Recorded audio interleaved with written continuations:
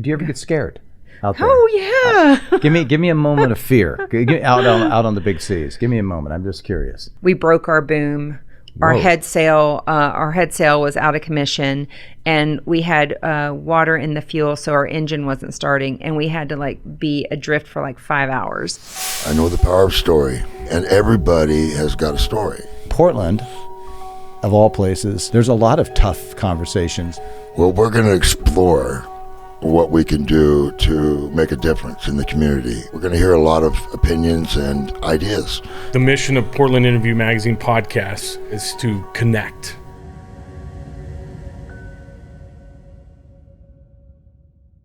This is the Portland Interview Magazine podcast with your host, David Bentley, on TalkCast PDX.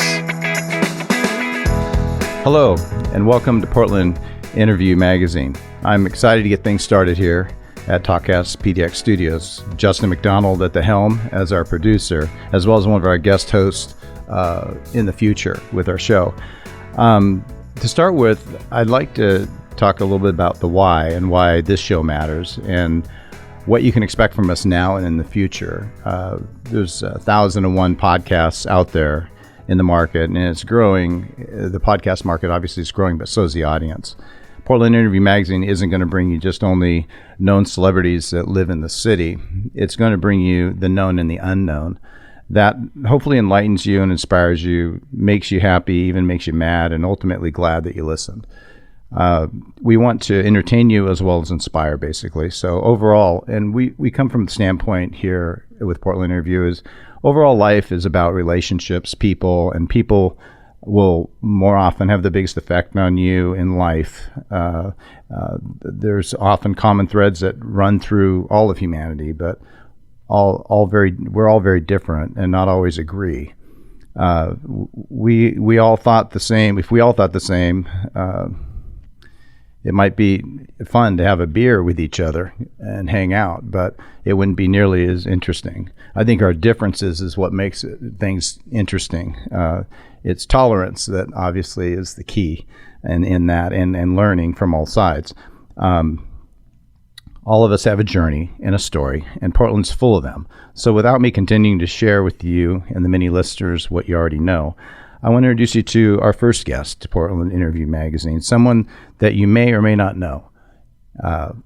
I'm not going to give you a long introduction and a trailer that makes you feel like you saw the movie or something. I'm just going to give you some bullet points to understand this person a little bit better. Born in the South, Army soldier, single mom, former Portland successful business owner, healer, empath, warrior, and now sailboat owner and sailor. Welcome, Cheryl GreatHouse. Hi, David. Hi. Good to be here. Thank you. So, obviously, many know you, many may not know you. I know some of your story, which I find very fascinating. Can you bring the audience up to date? Because there's a lot of things we could cover all day. This could be a 10 series part podcast, quite frankly, with you. But let's catch them up in terms of, or at least get them started understanding who's Cheryl and your background a little bit. Well, I was born in Philly, actually, and then raised in Alabama. Complicated family, as a lot of us have. Left for the military, was in school, didn't really know which direction I wanted to go. I knew that I didn't want to waste time and money trying to change majors every other day.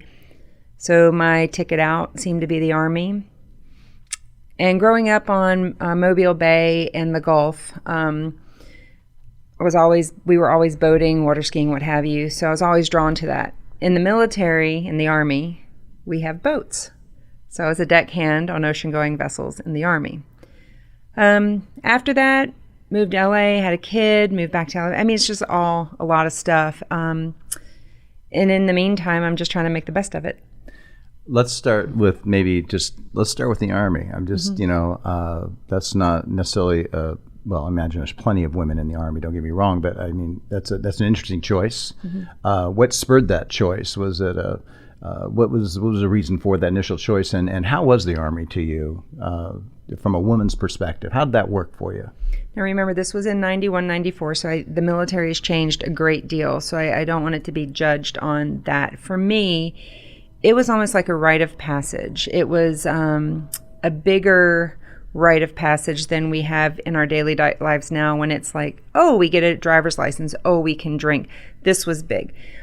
For me, I saw it as a way to serve my community, to be the soldier that I could be, because a lot of my friends who were recovering alcoholics, who had other things that couldn't go in the military, but a big part was quite selfish, get me out of Alabama. I needed to go see something else. Is that ultimately, now you found yourself in California at one point. Mm-hmm. So what brought you to California? My son's dad, he had a dream of being in the industry, in the film industry down there. And so we moved over there, found out we were pregnant halfway across, and came on anyway. And I wasn't a fan. That wasn't my place to be. I'm more of the out in nature, out in the water, but it was like we were right in the middle of the city. So, and then we were poor, so my experience of it wasn't the best. Mm-hmm. And you were, now being a single parent, is that what ultimately you didn't stay in together with him at one? I mean, how'd that? Yeah, we were very different people. We were extremely different people, and we didn't plan to have a son at that point. And so releasing both of us out of that relationship to find something that was more compatible and more true was important, I think. So I moved back to Alabama, had family there, learned a different appreciation for my hometown, for my home state, which was everything was slow. So being a single mom, I could do. I went to school, got my bachelor's degree. I had a cancer journey while raising a kid. I mean, Alabama, everything slower allowed me the breathing room to do all that I needed to do. Having a cancer journey, that's no joke. I mean, that's its own show probably if you really get into details with that. But what time in your life were you handed that card of cancer to deal with? How old were you? What point in your journey? Yeah, I was 32, and my son was 7.5. So, and still raising him on my own. I think for me, it was a very great karmic kick in the butt. And also a test to my spirituality, in the sense that, you've heard, what is it called? The toilet bowl Jesus, where people are like hanging over the bowl, or like things are really, really bad and they start praying. And it was kind of interesting to stand at that potential like mortality, the end of mine, and to say, oh, I really like my philosophy and my idea. I find comfort in it. So that was a good test to that, right? Like to stand there. We all think we know, but it's not until we're on the edge that we really know. I see you as a bit of a naturopathic type of personality. Were you addressing your cancer in that way at the time? I wanted to, but I was not confident enough in what I knew, and I had a 7.5-year-old to live for, so I did the tried and true method. It sucked. It was awful. I really think there should be more education around surviving the cure, because once you've gone through that regimen of poison, they kind of leave you on your own. Mm-hmm. They don't tell you about how to rebuild your body, your system, your immunity.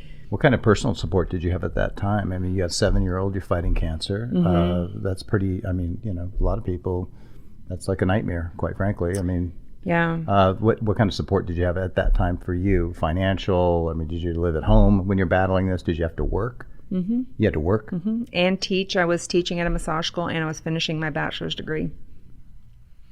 Yep. It was a very important lesson too, in the sense that I had trained everyone that I can do everything and anything by myself, and they believed me. So I really didn't have a great deal of support. I think my parents, it was very hard for them to watch me. Where does that come from? I mean, that's pretty. I mean, you just kind of blew me away with all that you were juggling at the time. Mm-hmm. Where does that strength come from with you? I don't know if it was necessarily strength, or was it? I mean, yeah, I don't know if it was resilience. It was fight, yes, but I also think, like we talk about that vulnerability part, And I resisted vulnerability tooth and nail.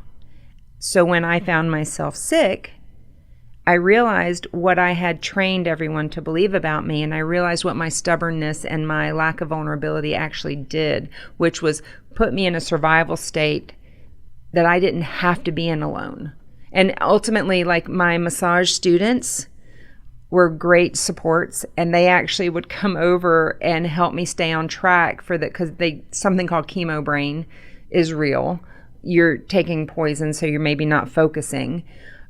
They would come over, they would help me stay like focused on my paper writing and such. So, and in complete strangers, this is where I loved it. Like, the people that I had hoped and expected, like the word expected, to be supportive, they weren't able to, right? They weren't able to, and okay. But what I learned is that just because those people can't provide it doesn't mean you don't get it. I had complete strangers coming up to me in odd situations and maybe hugging me and saying, I know what you're going through. You've got this. I mean, actually, it was quite miraculous in that sense, you know, and if I could shift my direction over what I wasn't getting from the people I thought I should be and shift my focus over to what I was getting from just random places in the world, like I was blown away. It was awesome. How long was your battle? Oh, it was very brief. It was I did 3 rounds of chemo, so one every 3rd week, and then I did a little bit of radiation too. Okay. All right. So what brought you to Portland? Because that's where we did meet years ago, but what brought you here? Again, I needed to get out of Alabama. And it's not so much, I really learned to appreciate where I was, and I did build a great community, and it was hard to leave. I had a 7-year practice there. It was hard to leave, but the world's a big place, and I like to keep my feet moving. And I also knew that wherever I'd go, I'd need to stay for a while my son, he's more of a roots person. So I literally, it was almost like throwing a dart, but you know, I'd lived on the East Coast and I've lived in California, and I was like, oh, that's the part of the country I haven't been to yet. And that's where I came. Here's where I came. Were you, what kind of surprise was it? Pleasantly good surprise for you entering Portland? I mean, did you get on your feet and run here, or was it? No. Okay. All right. No. When I got here, it reminded me, the big city aspect reminded me of LA, which kind of had a little PTSD around. But I met one of my dearest friends the very day I arrived, and Kate became like a rock. She was my rock, and she saw me a little panicky, and she said, let's get you out of the city. And then I started to really, but I was with a 9.5-year-old son, a lot of responsibility. In Portland at that time, there were more massage therapists than there were in the whole state of Alabama. So that's what I was up against, right? I was a medium fish in a very small pond there, but here I was a minnow, and it was going to really, test me on how to get going. Well, speaking to the massage side and that choice of career, you started then in Alabama, not to take us backwards here for a second, but Alabama's where you got started in massage? Yeah, in high school. I mean, I was the person that everyone would come to, right? Even my track coaches, GreatHouse, get up here, my neck and shoulder, you know. And it's actually the thing that it followed me. Like, it was almost relentless I'm still here. In Alabama, when I started, there wasn't a credentialing or a licensing process. And so I just learned by this one woman who kind of mentored me, right? And but that wasn't going anywhere. So that's when I joined the military. So, and my dichotomy, it was quite funny, but I was a soldier by day, an Army person on a boat, but then I was doing massage at night. So I went to massage school there, and it just kind of kept following me. You got any funny celebrity massage stories that you won't go into real detail, but just ironic? You know, you get a call and do you have any? Well, I can't, I'm not at liberty to say, right. But I did get my 6 degrees of separation went infinitesimally small. Like, once I met this particular celebrity, and it was kind of like wow, I was a little starstruck and trying to kind of keep my professionalism together, but he was skinny and he tooted on me and he fell asleep in fast gas. And I was like, oh, well, that's what happens. And, this is kind of like my claim to fame. I've been farted on by this person. Well, okay, so Portland, you get started, big city. It reminded you a bit of LA. So how did this ripen for you here? Because I happen to know you were very successful here. Well, the first year was really tough. A lot of things went into that. Fear, I was here with, like I said, a 9.5-year-old, trying to get him settled, trying to get, I wasn't able to get my license immediately when I got here. A little miscommunication, misinformation from the board. But once I did get my license, and that's about the time that I met you, I think that my success or my sustainability in my practice once I got my license was pretty quick. You're the one who introduced me to my first weekly client, right? And I feel really blessed. It's kind of that confirmation of, this is what you're meant to do. So we're going to help you to be successful in it. Through the years, I've watched you focus on different things that you wanted to do or obtain. And they weren't necessarily monstrous goals for some. For some, maybe they would be, but they were goals that you personally wanted to achieve. And quite frankly, I don't know, I became like this believer. It's almost like every time you said you were going to focus and get something done, it happened. And I was always very excited and impressed with, and I thought, maybe there's something to speaking it into the air or something, because this girl seems to make a plan, focus, work hard, that's for sure. But, and you want to speak to that? Because a lot of people, I'll meet people, they might have good ideas, they might be wanting to move forward, and I realize there's setbacks in all of our lives, that make things more difficult, okay? But you've had a lot of challenges, and you still were able to move forward, and that always impressed me. Well, thank you. Now tell me about your experience and before you sold and had success. We had success individually, but I know you also formed a partnership. Alchemy, and which you have sold at this point in time. So talk to me a little bit about that, and partners in business and women in business. Well, I think the best thing that I learned is that you can go into business with friends, and it's going to teach you how to be in partnership, and it's going to be very much about your personal ability to partner with anyone, right? And like what kind of hangs that up. She was Jen Bodie is a great friend of mine, and I adore her, and we decided to create Alchemy. She's also a massage therapist. We're getting up in our age and up in our years, in our bodies, like just can't do what they used to do as far as 4, 5, 6 clients a day. That just doesn't fly for me anymore.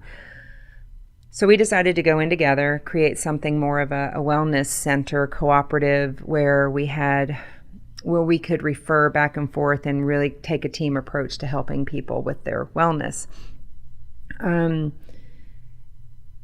Be careful what you ask for. For me, and I think for Jen, she had owned a place before and she knew what it was to be super busy, super successful. I've always hesitated on that because I don't think that work is where we should get lost in our life, right? In the sense of, we create things because that's what's going to make us quote unquote successful. However, it's more consuming. And we're often consumed working more than 40 hours of work just to have the privilege to work 40 hours a week. So we were in business about 1.5 years when a friend of mine, Mike, I've had this dream of sailing, of taking off on a boat. I love to sail. I've done a little cruising. I'd done a little cruising over in Italy with my son on a boat that was somebody else's. So I had this seed in my mind, and I was mentioning it. And finally, I broke down and bought a boat. It took looking for motivation, inspiration, and kind of facing my own fears to do it by myself. Bought the boat, and I was talking to a friend of mine who's a sailor who's over actually making his way back from Polynesia now on his sailboat. And he says, set a date and you got to go. Set a date and don't look back. Set a date and do it. And every time I tried to take a half step back, he's like, nope. So he kind of held me to the fire a bit, and I appreciate it because he's a sailor as well. He's a sailor, right? Okay. He's on his boat now in Hawaii, waiting for a weather window to get back over here.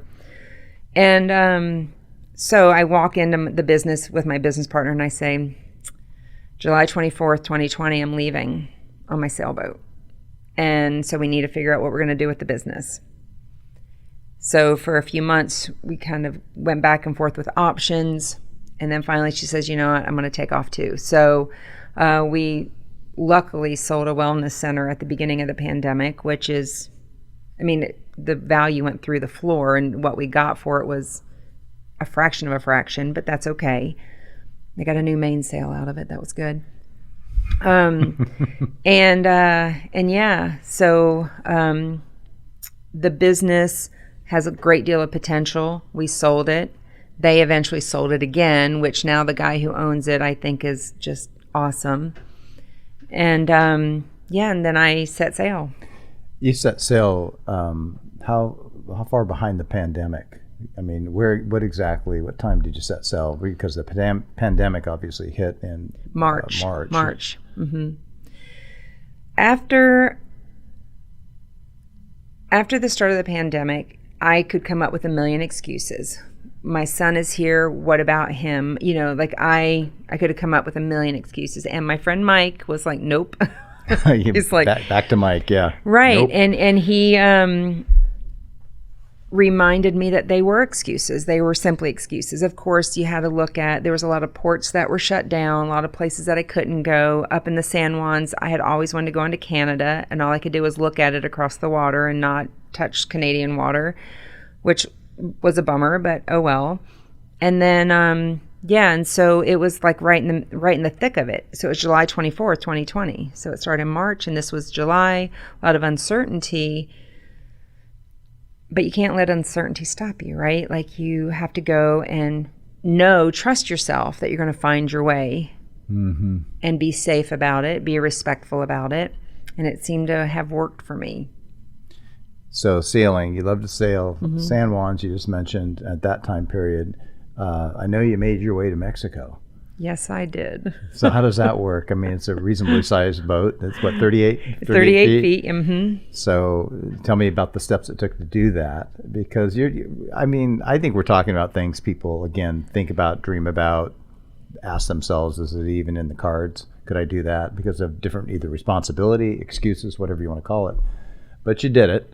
Mm-hmm. So tell me about leaving to Mexico. Kind of back to what you said earlier about I do, if I say I'm going to do it, I do it. Well, there's also that place of, if it's meant for me to do it, then that's how I do it. I can make a decision, but be careful what you ask for. If you force a solution, you might end up with more problems. This just happened to be the thing that really unfolded for me. My friend who has climbed Everest now twice, I don't need to do that. That's not my truth. It's his truth. So my truth is sailing. That's for the past year at least. I don't know what's going on forward, it's on a need to know basis, and I don't need to know just yet, Mm-hmm. I have ideas. So the sailing thing though, I had this idea a long time ago. Wasn't sure if it would pan out. Bought my boat 4 years ago, 4.5 years ago now. Lived on it here in Portland. That was great. Inexpensive. And I was like, wow, I own a boat. Step one. Okay, great. Still wasn't convinced that I was going to take it offshore and go. Set the date. Some friends of mine, my friend Kate, the first one I ever met, she was on board. She goes, I'm not a sailor, but I want to be on board. I want to be supportive. Is it unusual? I think women can accomplish the same things men can. Mm-hmm. Don't get me wrong, but mm-hmm. How unusual is it that women by themselves take mm-hmm. off on a sailboat? It's getting more and more common. Okay. A lot of people are partnered on boats, and I still see a differential in what the men do versus the women, but the women are stepping into that way more. And yes, there's plenty of women. I was just telling Justin that the youngest person to sail around the world solo started out as a 14-year-old girl, ended when she was 16, and sailed around the world on a 50-foot vessel. Laura Decker, amazing. We heard about her in the news because she is from the Netherlands, I believe. And the government was going to take her away from her parents for neglect if they let her do this. They knew what she was capable of. She went to war with the government, went to court, and they basically agreed to give her a checklist. You have to do all these things and then we'll let you go. She did all of the things, proved her salt, and they were still kind of hesitant. In her book and she has a YouTube, I think it's called Maiden Trip. Amazing, right? So you talk about like this 14-year-old girl who put something into play, saw it through. Like you and I are sitting here, you're saying like not many people do that. She did that. 14 years old. It's incredible. It is. It's absolutely incredible. And so while I'm watching her little documentary, and then my friend, I watched his little Delorme spot up Everest, I'm like, now why am I so afraid now? Mm-hmm. And then I set the date, and it's like that, feel the fear and do it anyway, and trust yourself to make good decisions. Yeah. So that's how it all panned out. And my crew and friends, and from the time when I had cancer, do you ever get scared out there? Oh yeah. Give me a moment of fear. Out on the big seas. Give me a moment. I'm just curious. Give me something. Well, I will say the first time I had a lot of fear was actually when I was crewing on a boat, and we were about 700 miles offshore and got a little too close to a low pressure system. The whole story, we broke our boom. Our head sail was out of commission, and we had water in the fuel, so our engine wasn't starting, and we had to be adrift for 5 hours. And I'm keeping the fear on the inside because I know once one person panics, everyone, and I'm watching all the crew around me, and they're keeping their calm. I'm like, okay, I can do, we're going to figure this out. And learned that you can actually resource the boat. We splinted the boom and were able to fly a reefed, a little bit lowered mainsail. We had another head sail we put on. We were able to take and these are all in big seas. You guys are doing this during pretty decent sized seas. The seas were calming down. Okay. The calming down, yeah. Because that's the other thing. It's you don't go out and risk it unless you absolutely have to. Coming down the Pacific coast, for me, being a first-time skipper with 2 souls on board, and they're looking to me that was frightening. That was a lot of responsibility. We had some heavy winds and straight on our nose, and it wasn't easy. And it was, once we just turned into Astoria to wait out some weather, and then I got down to Newport to wait out some weather, and just to start making better decisions on when to go. That's important. So now you've been at it how long, and do you see any looking back at this point? Are you done with sailing, or is your adventures just started? Oh, my heart just dropped even you saying that. No, I am not done with sailing. But I guess the thing is if you get tunnel vision and you're only focused on that, what are you missing? Mm-hmm. When I left, I said I wanted to live an inspired life.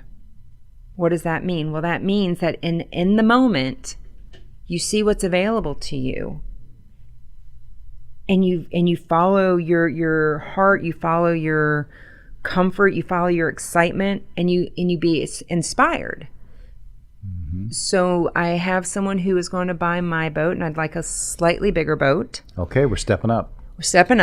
Does it need to happen immediately? No. How much bigger at 38 feet? What do you need? So the boat I'm kind of looking at is a Kelly Peterson 44, and it has an aft cabin, a center cockpit, and a forward cabin, and then a nice salon, galley, a little bit more space.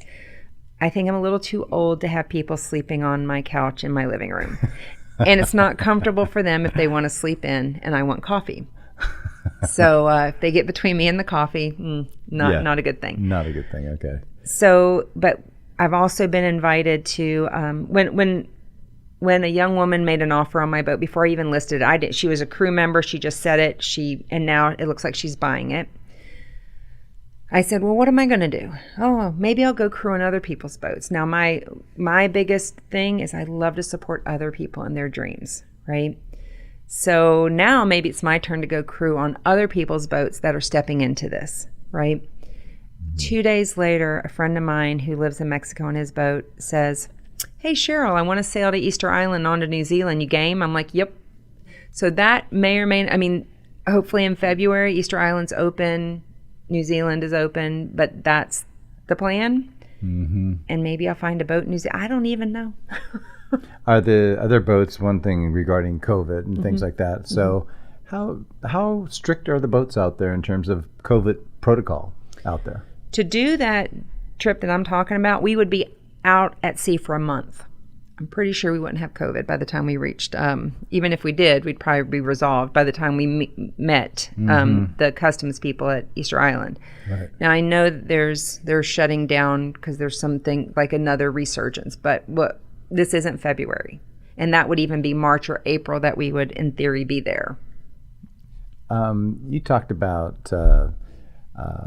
is it an internet website that Serendipity? Oh, serendipitousstories.com. Yeah, serendipitous-stories.com. You're a bit of an empath. I've always loved talking with you because you're very insightful and all these things. So, but you brought that up to me. Share a little bit more about what have you launched that yet at this point? Yeah, it's kind of a work in progress. I feel like there's not enough time. I don't sit still enough. I'm still in the doing stage, but I love to hear people's stories on Serendipity of how it felt to them to, like you and I meeting.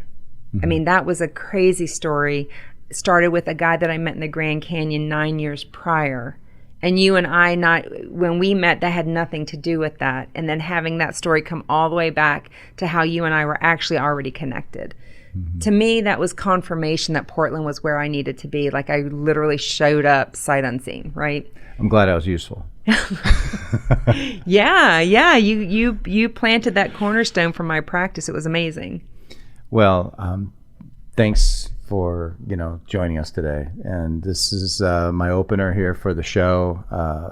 I'm excited. There's so many people in Portland that, like I said, known and unknown. Mm-hmm. I've always found you very fascinating, and I get very inspired when I talk to you. Thank you. And I wish you all the luck, and I hope you come and talk to us again when you reach Portland. Yeah. Like you called me, and I said, come down and sit down with me and let me get you on the TalkCast. So I appreciate you taking the time to do that. Oh, likewise. Real quick, do you have any messages for Portland?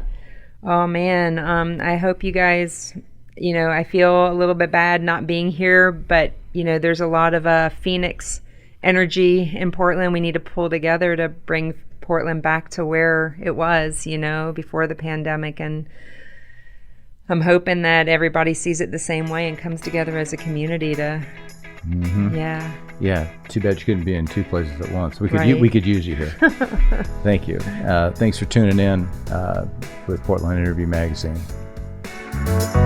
You've been listening to the Portland Interview Magazine podcast. Go to TalkCastPDX.com for past episodes and check out all the great local programming on TalkCast PDX. That's TalkCastPDX.com. Fib is a game for liars and thieves. It's the party card game that welcomes your poor etiquette. Lie, steal, laughter will ensue. And I'm gonna let you in on a little secret. Fib is still pre-launch, and you get to play the game before anyone else. All you need is a printer. Head on over to www.fib.games now to download the free print and play. Fib, a game for liars and thieves.